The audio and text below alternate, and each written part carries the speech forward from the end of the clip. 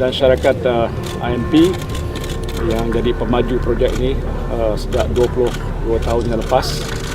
Daripada laporan itu, pertamanya yang baiknya langkah-langkah awalan telah pun diambil oleh pihak-pihak yang terlibat tadi untuk menentukan keadaan malapetaka yang lebih besar dapat dielakkan. Itu yang paling penting dari segi harta benda dan juga nyawa. Saya bersyukur kerana sehingga sekarang tidak ada kes kemalangan sama ada kematian dan sebagainya fizikal. Jadi itu suatu yang kita bersyukur.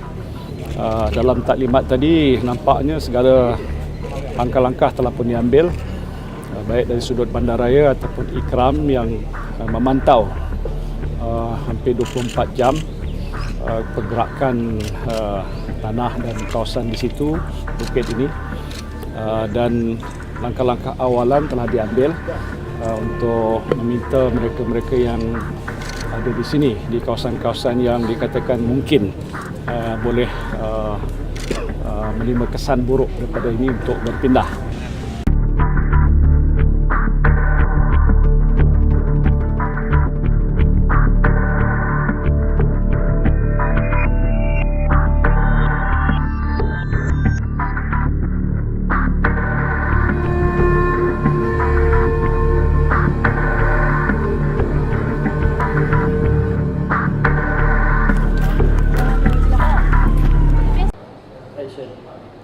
On 30 December 2012, there was incidents of concrete embankment partially collapsed in Bukit Setiawangsa, Kuala Lumpur.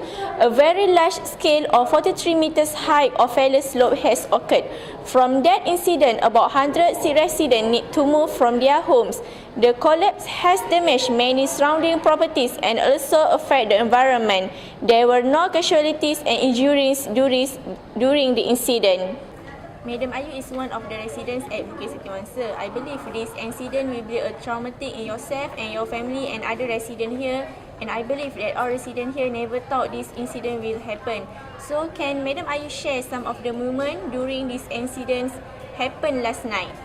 Last night, I was at home with my family. Suddenly, strong shaking occurred, like there's an earthquake.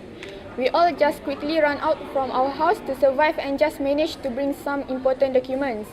This was the first time such these accidents occur here. When we were outside, we just noticed that a landslide has occurred at the hillside. The soil was sliding down and few houses was really affected because of the landslide. That's all. Madam Ayu, how is your feeling right now? What do you suggest and hope for future to prevent this incident from repeated? Asking about my feeling, I think I was phobia and cannot go up to my house, although my house was confirmed not affected. It was a very shocking accident that made me just think of dying. In addition, our daily activities was really affected. My hope for everybody's sake and welfare, the developer and the authority must collaborate and try to settle all the problems as soon as possible. They must also investigate the actual reason for the accident to make sure that the same mistake can be avoided. For future, the responsible must be more careful in making any decision to make sure that there's no same accident will occur. As an engineer and contractor, they must be honest and responsible in doing their works to make sure that no more life will be lost because of human carelessness. Engineer Liu Samtat, as structural engineer, why retaining wall cannot withstand and not be stable to sustain a heavy load above the soil in the long term? The wall used to protect the slope was known as a shotcrete wall. The concrete wall should only use on solid granite slope and not suitable to build on highly metamorphic rocks at Bukit Setiawangsa. Most of the hills slopes in Bukit Setiawangsa have been covered with concrete wall, which no longer suitable to be used as it causes rainwater to be trapped inside. It means water can flow in but unable to flow out, so that the groundwater pressure build up and lead to breaks through the wall, and the soil collapse has occurred. This slope, of course, will not be suitable to sustain the load in the long term. Plus, when the additional load was added by the owner and the residents, that was because the additional load was not considered when the design is being produced. The residents have renovated the house and add few lots.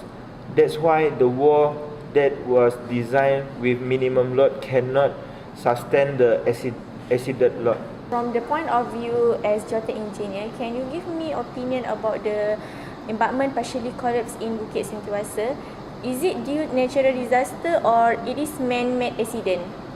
Many opinions from the experts state that slope failure occur in Bukit Setiawangsa were caused by man-made accident. I'm not denying their opinion, since they have their own expertise in their own field, including the structural part or the geotechnical part, or maybe the geology that related to soil behavior. When the problem arises, the most important thing you have to consider is where the sources come from in every angle possibilities that can lead to this failure.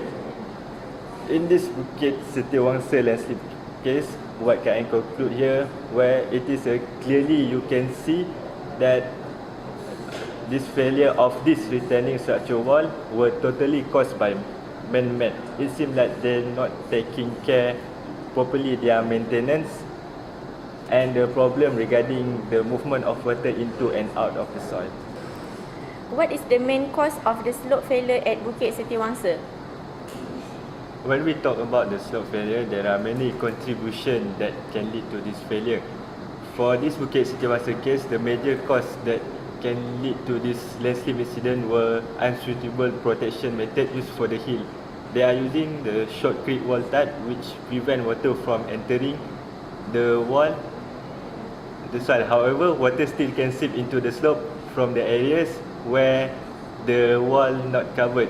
In other words, water can flow in but cannot flow out. When this happens, the groundwater pressure build up and break through the wall, causing the landslip. From the point of view of me as a geotechnical engineer, Bukit Setiawangsa soil can be classified as a metamorphic soil, which this kind of shotcrete wall are not strong enough to withstand the pressure. They should use something more permeable like high tensile wire mesh wall to allow water to seep in and out and vegetation to grow, prevent erosion. Shotcrete walls should only be applied for granite slope which are solid. However, they are commonly used because they are 3 or 4 times cheaper than permeable walls. Bukit Setiawangsa slope was cut to height and steep at 60 degrees, while houses were built to close edge. Shotcrete were designed to prevent erosion, and I think that's it. This project done site investigation before proceed the designation. Is the result of site investigation fulfill the requirement? It is a compulsory step to do a site investigation of the soil behavior before it proceed to designation part. It was a common step for every project in order to determine the suitability of the design, which the soil can withstand the external load from the structure or not.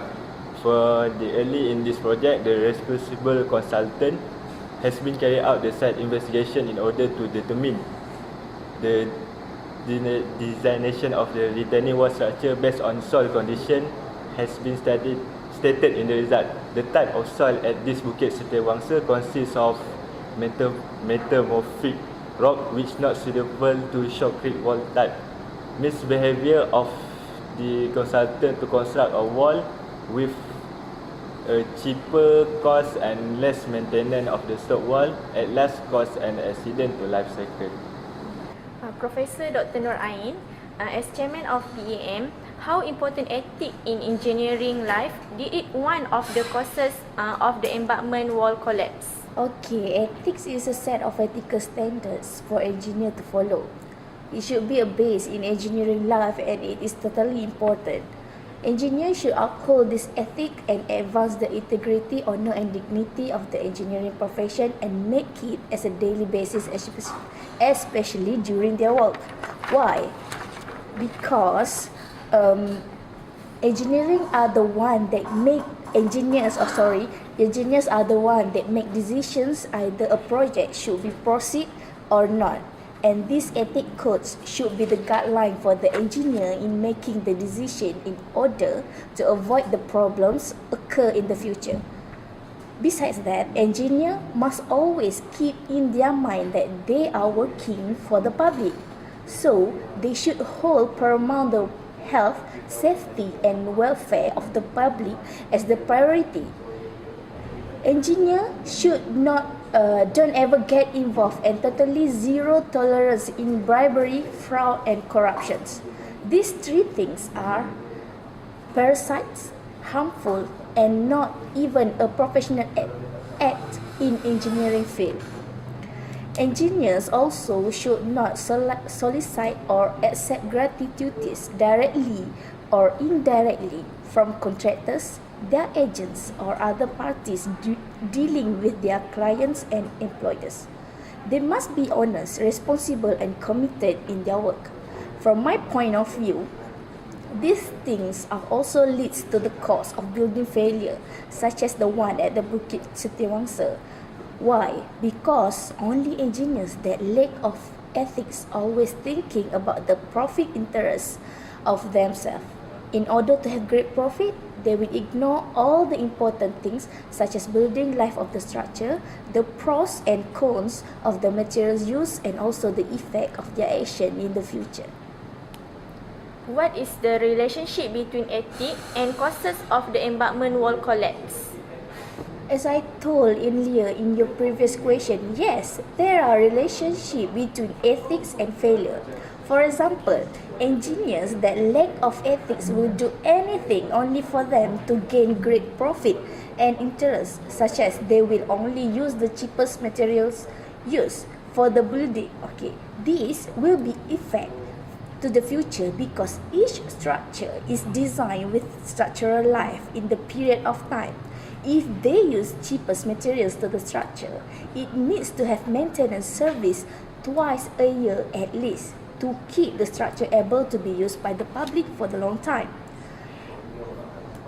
For your information, the maintenance service is very costly and it is possible that the price for the maintenance is higher than the materials they use. Can you imagine if there is no maintenance at all? From my point of view, for sure there will not be maintenance at all because they might not want their money or profit that they gain to be used only on maintenance. So that's why the structure are collapsed only because of lacking in code of ethics in engineers' life. Based on your opinion, how to prevent the same tragedy happen again? From my opinion, there are only two things that should be applied in order to make sure that the structure or building are in good condition and safe to use by the public, which are number one, maintenance, maintenance and maintenance. As an engineer, we have to bear in mind that to have facilities in good conditions, we have to maintain them properly without exception. The engineer's loop or retaining wall system are designed with a periodical maintenance built into the life of the wall system. Hence, if it is maintained properly, the engineer's loop should be standing there forever. Okay, for God willing, I guess. Number two, Beware of cheap now but expensive later solutions. The materials used probably was the cheapest option to construct the retaining wall, but somehow somebody forgot to evaluate the life cycle cost of the engineer wall, which requires 6 monthly inspections and periodical maintenance costs for the whole of its service life. The cost of maintenance or repairs are very expensive. They may have skipped the regular maintenance schedule, so that's why it ends up now as a cheap upfront cost solution but with an expensive total life cycle cost. What is your hope and expectation for the engineers outside there and for future plan for Bukit Setiawangsa? I hope that the engineer and all parties outside there, please be more professional. Engineers have big responsibility on the public safety, not only during construction but also after construction complete. In the other words, the engineer shall be follow the code of ethics because it provides a clear perception of the public aspect from an engineer profession and the responsibility as a professional engineer. We should not take the profession of engineer as career but as a part of the life. With this, the engineer can become a true professional engineer. The engineer shall be followed the proper procedure during the design stage and the inspections during construction stage. In every stage in construction, the engineer should ensure all the works and the material should achieve the requirement as in the design. Besides, the environment of the construction must in the safe situation for the public use and during the construction. And then I hope this incident was not happened again, not only at Bukit Setiawangsa but at every place. We have been interviewed some of the experts to explain about this incident, and as a conclusion, the slope failure at Bukit Setiawangsa is caused by the unsuitable slope protection method used for the hill. They are using shotcrete wall type which prevent water from entering the soil. However, this method is not suitable for this slope because water can flow in but unable to flow out, so that the groundwater pressure builds up and lead to breaks through the wall and the soil collapse. In addition, as an engineer, they should implement and practice the code of professional conduct that has been established for an engineer. If the engineers follow the code of ethics and acting as professionalism, they can reduce the issue and complaints for slope and building collapse and serious injuries, even any death caused by the engineer. They also play an important role and responsibility in a construction begin until the construction complete.